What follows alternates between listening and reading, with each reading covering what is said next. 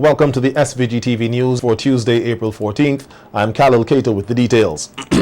Excuse me. This country's second COVID-19 patient who came in from New York on March 25th and reportedly breached quarantine has been retested and returned a negative result today. Patient 2 was among 2 pending test results, both of which were returned negative. This was noted by Minister of Health Luke Brown in an interview with SVG-TV News today. According to Minister Brown, this now means that the patient 2 is on the way to making a full recovery, but will have to be retested for a second time before given medical clearance. The second person who had originally tested positive for COVID-19 has now returned a negative result, which suggests recovery. And according to the protocols, if we receive another negative result, then that patient will be eligible for medical clearance. Separately, apart from that individual, there was someone who came into the country on March 28, 2020, and who showed flu-like symptoms, but who we have now been advised tested negative. Patient 2 reportedly came into contact with more than 100 persons who were placed under voluntary quarantine. The majority of these persons, who were in a batch of 267, are now out of quarantine. The other group released from quarantine includes the 80-plus persons who traveled on the American Airlines flight on March 25th. Persons have been released from quarantine. There was the policy implemented by the government of having quarantine for individuals who came into St. Vincent and the Grenadines from certain countries. In fact, we are at a position right now where quarantine is applicable to all individuals who had entered St. Vincent and the Grenadines while commercial flights were still operating. But and the number of persons who were in quarantine as of last Wednesday evening was 431, and that number is down to, as of last night, to 164. So there was a significant reduction in that number. Minister Brown also reported that they are no longer having quarantine breaches, as most persons have been complying. The new quarantine legislation now in place imposes stricter guidelines and penalties. Meanwhile, Minister Brown pointed out that while there is no community transmission of COVID-19, they are working to keep it that way through heightened surveillance, which includes persons with flu-like symptoms.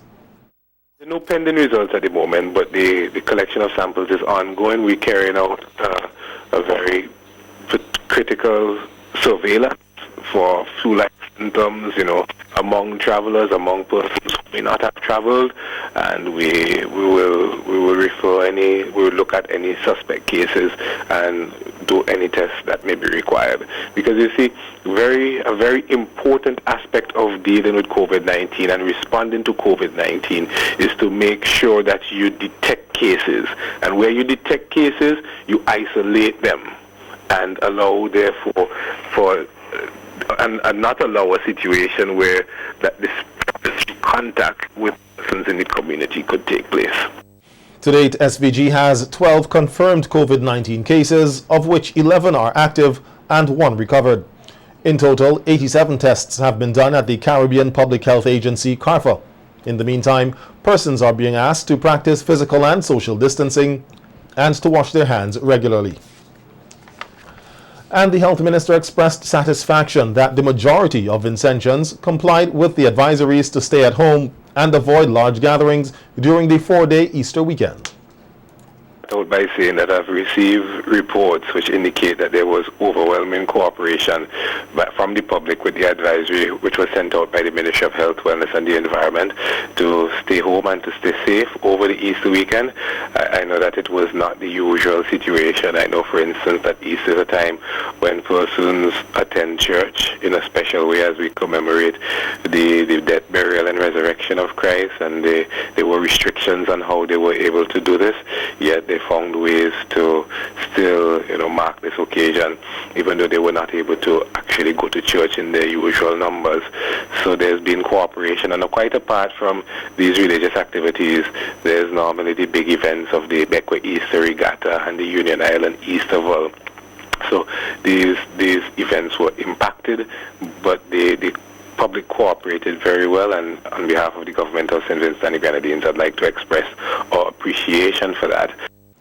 On Saturday, SVG received 3,000 rapid test kits which will enable in-country testing for COVID-19. Prime Minister Dr. Ralph Gonsalves, who was on hand at the Argyle International Airport to receive the kits, thanked the government of Venezuela for the donation. Venezuela is in a very difficult economic position. Venezuela is in a political situation with threats to its independence and sovereignty, where there are forces in our hemisphere threatening regime change and seeking to undermine lawful authority in Venezuela, creating the circumstances of facilitating a condition for social and political unrest. Venezuela has its own challenges with COVID-19. They have been able to acquire a certain number of the rapid tests, these kits, and also the reagents. And instead of keeping all for themselves, they're sharing with us. Prime Minister Gonsalves said the test kits, which came at a time when there is a level of banditry in the seizure of vital material for the use in the fight against the deadly disease, will be very useful in SVG's fight against the virus. Now, these rapid kits, this test for the rapid kits, for the rapid test, the kits for the rapid tests, 3,000 of them. I've been advised by the medical authorities in this country that these tests are particularly helpful and have a very high accuracy level towards the terminal stages of the 14-day quarantine period for a person either who have been tested positive or those who are asymptomatic. There may well be other periods of time when they are tested, when you can use them for the accuracy of the results, but I was told that that is the best time towards the terminal period of the 14-day quarantine. In reference to the COVID-19 PCR testing equipment, the Prime Minister said that it has been upheld in the United States. However, they expect to receive it soon. You know, we do not have the PCR equipment as yet. You know, many pieces of equipment have been held up in the great United States of America for one reason or another. But I expect that we will get the PCR soonest. We have no direct control over the supply chain, and all mediating or intermediating forces in the normal supply chain. Any novel intermediating or mediating forces in the chain which supplying for the novel coronavirus 2019. Dominica, Grenada and Antigua-Barbuda, all of which are members of the Bolivarian Alliance for the People of the Americas, ALBA, received COVID-19 rapid test kits and other items from the government of Venezuela. Venezuelan Ambassador to SVG, His Excellency Francisco Perez Santana, congratulated SVG for the work it has been doing in controlling the spread of the virus. He noted that the donation of the rapid test kits to St. Vincent and the Grenadines and other countries in the region was done out of an act of love. All what we are doing for our brother and sister from the Caribbean is doing with our health that we can spread our love for all of you. And even in this moment when we are in a threat that the United States, the government of the United States is imposing us with a war in the Sea of the Caribbean, we say that we are spreading love and we are spreading our solidarity. As the Prime Minister say, the 3,000 rapid tests for COVID is part of the 12,000 rapid tests that the President Maduro sent to our friend and sister and brother from Antigua, Dominica, Grenada, and San Vincent. So receive this gift, this solidarity with the love. Minister of Health Luke Brown said that Venezuela has been a great supporter of Vincentians, especially in the fight against COVID-19, noting that it had recently collaborated with Cuba to transport a medical brigade of doctors and nurses to SVG. Able to be used at an advanced state. The Prime Minister has already outlined that these tests would be able to be used when a potential patient is at an advanced state. And we have other mechanisms for testing. Just yesterday, the Chief Laboratory Technologist, who is here, reported that we received essentially all the supporting supplies.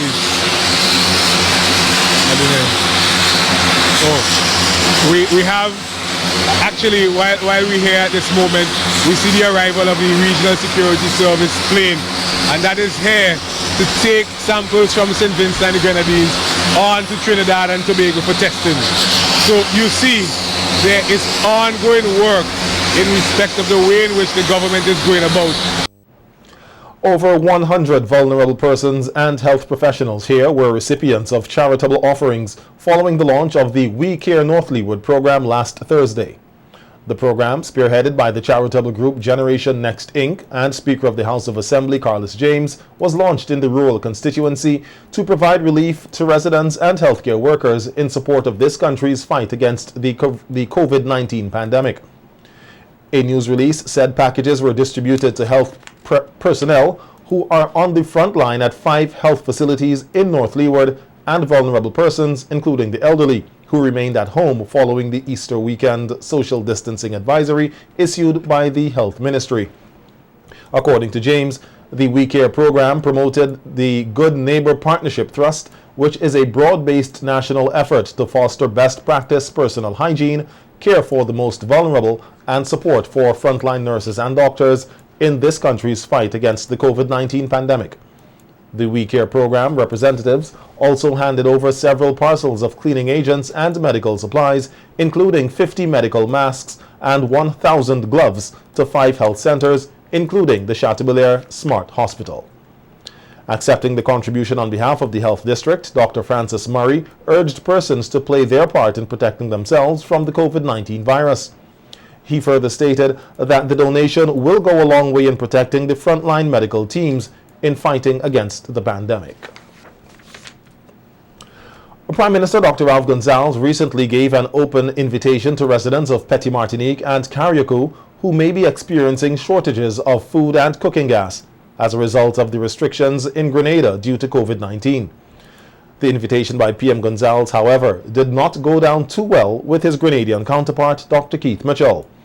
While not calling out Prime Minister Gonsalves by name, over the weekend, the Grenadian Prime Minister, when asked by local journalists what his take was on the message being given to the residents of Petit Martinique and Carriacou, the Prime Minister deemed the invitation irresponsible.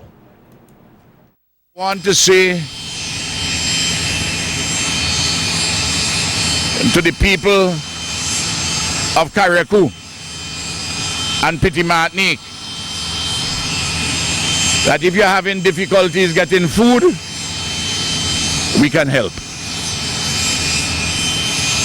Because we have a lot of it in Union Island and we could get to Union Island. I want to tell our brothers and sisters that. And if you want to get cooking gas, we can help you. But let us do it in a structured and organized manner. I want to say all of those things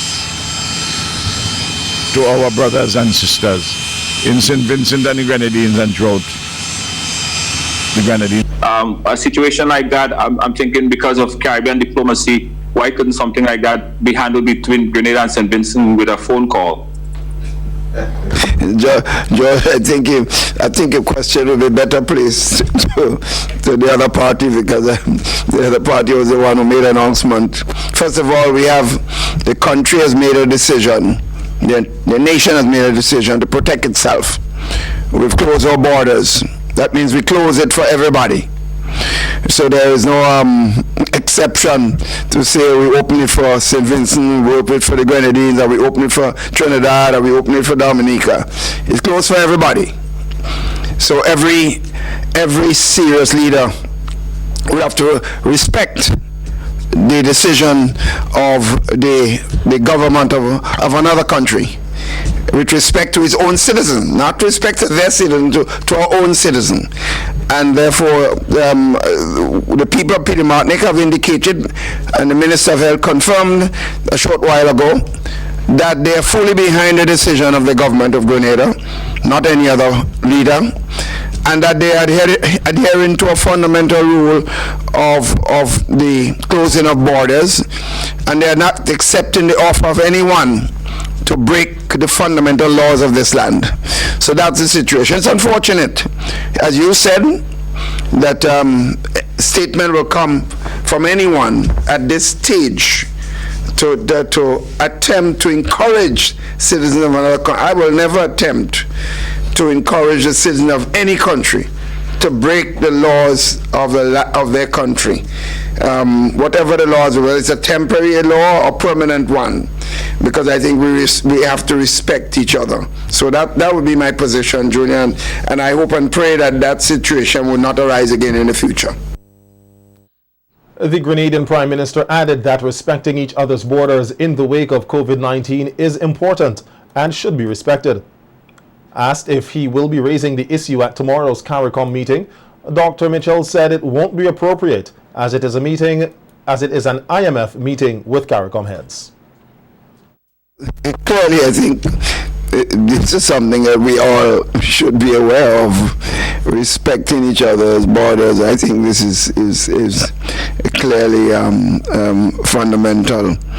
The issue of the meeting, there's no meeting of heads as such directly. Tomorrow is a meeting with the managing director, the head of the International Monetary Fund. They will be giving a briefing to heads relative to the support that the IMF intend to give to the region. There's some criteria for getting those support, and I can assure you that Grenada is certainly at the top of the list because of how we've in fact managed our country in the last several years. So we should be getting this. So there was no need to raise that issue at that time with the International Monetary Fund Managing Director's presence. That sort of issue could be raised on a one-on-one basis between leaders or at heads of government of CARICOM when we do meet. Meanwhile, Prime Minister Dr. Ralph Gonsalves today wrote Dr. Mitchell on the issue, pointing out two falsehoods in reference to the closure of SVG's borders and the invitation to residents of Carriacou and Petit Martinique to enter SVG in defiance of Grenada's closure of ports, curfew, and lockdown. PM Gonsalves says that the allegation of irresponsibility made against him by Dr. Mitchell is wholly unfounded and wrong-headed, and called on his Grenadian counterpart to withdraw it. As countries worldwide continue to grapple with the impact of the coronavirus, there have been some myths about how to combat or cure the virus. In a recent interview with SVG-TV News, President of the SVG Medical Association, Dr. Roslyn Ambrose, took the opportunity to highlight and debunk some of these myths. Yes, there are a number of myths that are out there about drinking hot water that cannot kill the virus, about eating garlic, but certain of the citrus juices like lemon juice. Lemon juice is great, but it cannot kill this virus. The reason it's called COVID is that it's novel, it's new, it's a first encounter, which is why you realize that many things are there are different announcements about it, because initially we thought it didn't attack children and young people, they were not in the group, but now we know differently, because we've seen that the behavior of this virus, goes on to other things that we thought it didn't do. But as far as we know, there is no scientific basis for any of the eating special and particular fruits or foods that will make this virus go away. So we want to encourage people to, while fruits are good for you, they will not be able to cure you from this disease. Since the outbreak of the coronavirus, many pharmacies locally, regionally, and internationally have seen a sharp increase in sales of supplements such as vitamin C. Dr. Ambrose, however, made it clear that it is not the supplements, but the immune system which can help fight the virus. The immune system that is doing it, but you see, this virus has, because of its genetic composition and the capacity of viruses, this particular virus has this tenacity for attacking the lungs. You need your lungs to breathe. You need to breathe to be able to stay alive. So when it goes to the lungs and it destroys so much of the lung tissue, you can't breathe and therefore you die. So vitamin C is great at helping your immunity, but you couldn't possibly have enough vitamin C to deter this virus from doing what it's doing. Information is also key in the fight against the COVID-19 virus, and Dr. Ambrose highlighted some of the measures the Ministry of Health has implemented, which she said have been working to keep the public informed. Working with groups with the public service announcements, that's very good because it gets across to all the various people in different sectors of society. The attempts at creating the kind of environment, the systems for how people are to be tested, how they're to alert their healthcare providers.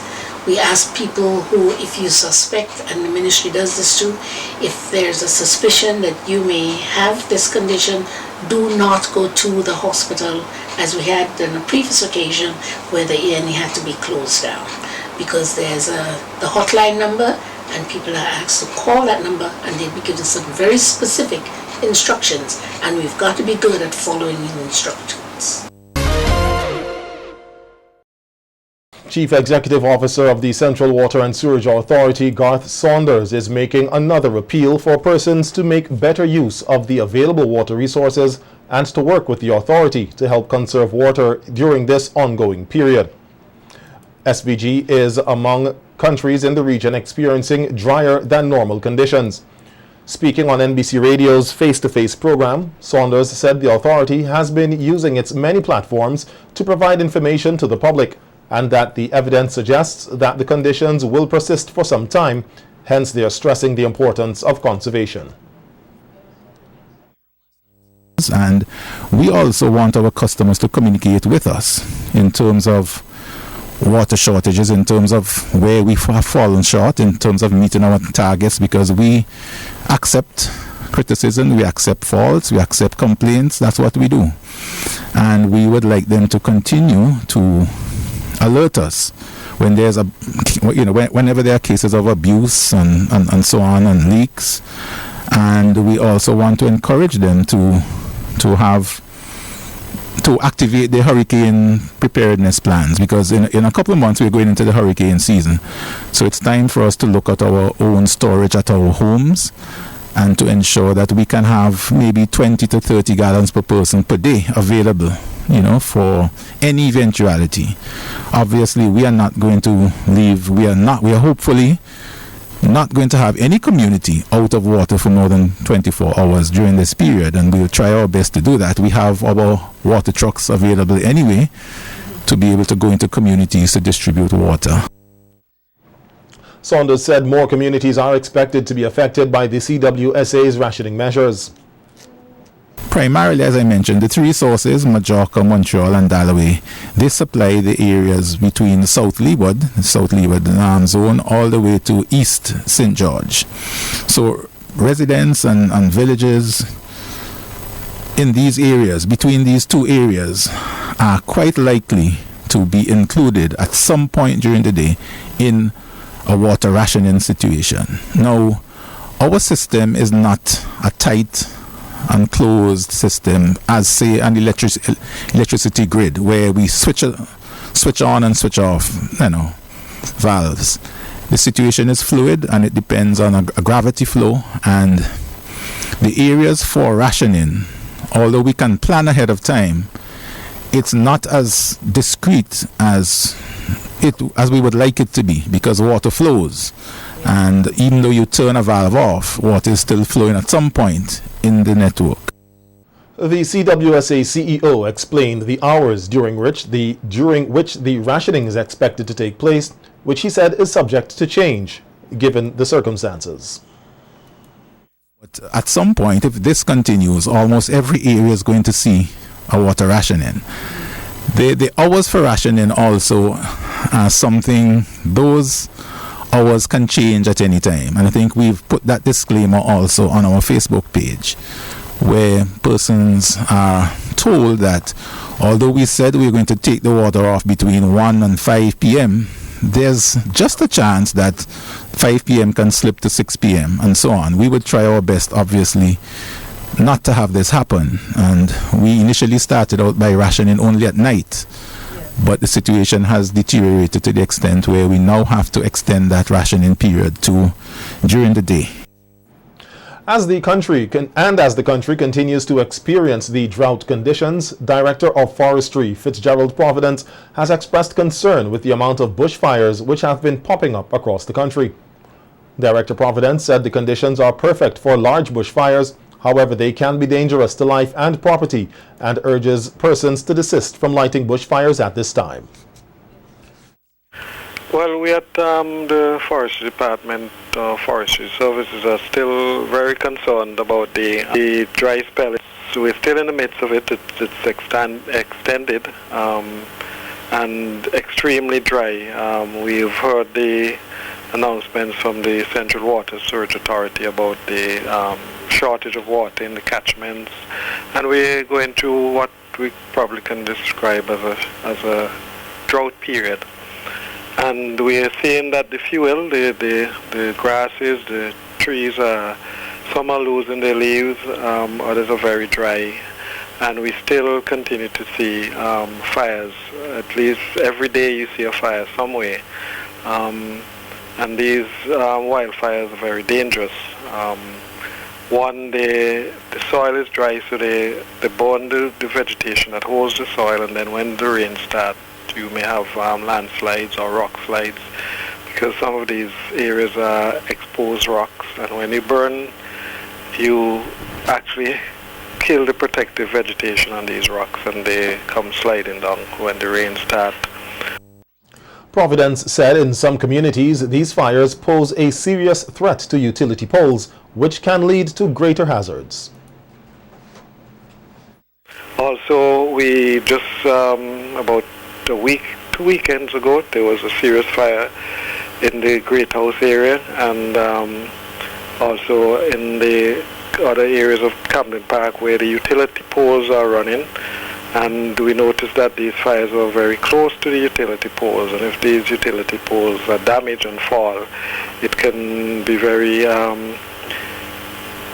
hazardous, because you have the loss of the power, because these poles carry the electricity, and when people burn the grass around these areas, it can damage these poles. So we're also asking persons to continue to desist from setting these wild bushfires. And we're already in water shortage, and these fires will again stress the availability of water, because you have to use hundreds of gallons to control these fires, where that water can be used in households. So we want persons to desist from burning these fires, the vegetation.